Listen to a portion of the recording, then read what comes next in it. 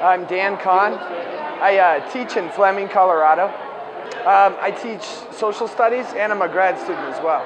Well, I think it was brought up a few times, but there's a lot of racial components to this standards movement that I think needs to be talked about more, and I think a lot of inequalities on all levels, and it's kind of scary about the standards. I almost think we're not going far enough. Standards to me have been bad for a lot of groups, and I think that there's a lot of inequalities that we can trace back to standards and nation at risk and all this legislation that I think is really unfair to people that aren't in the dominant culture.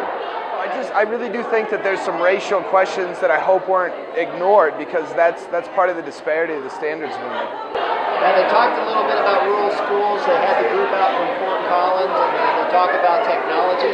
Where you're at, what did you hear today that kind of resonated with you? Yeah, I actually think that there's a huge future in that. I use distance learning. I teach a college class through distance learning, and it works really well.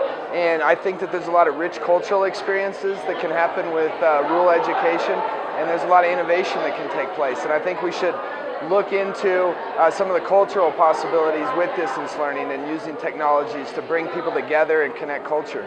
I think it's a step in the right direction, and you got to support your teachers.